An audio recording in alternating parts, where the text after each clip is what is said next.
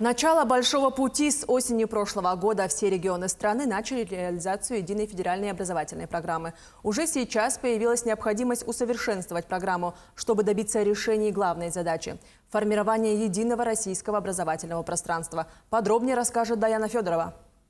В эти дни Якутск стал центром притяжения ведущих специалистов системы образования России.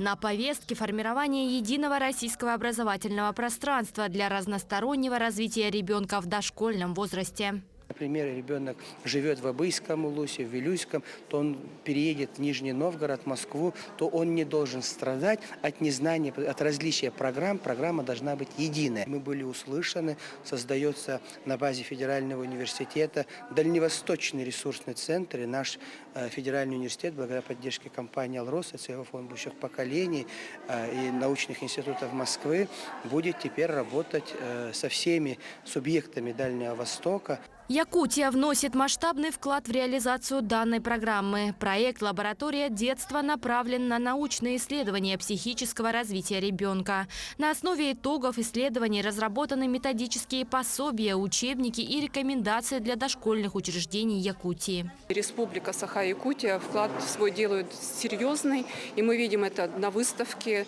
насколько обогащена система предметно-развивающей среды. Это очень важно, потому что очень много делается и не только своими руками педагогам, но и с привлечением родительского сообщества. А это благодаря вот именно взаимодействию дети, родители, педагоги дает свой вклад в развитие каждого из ребенка. Впереди большой путь. Дан старт активной работе, в том числе в регионах Дальнего Востока. По итогам семинара были получены методические советы для реализации разностороннего развития ребенка в дошкольном возрасте с учетом возрастных и индивидуальных особенностей. Даяна Федорова, Григорий Хлопков, Якутск.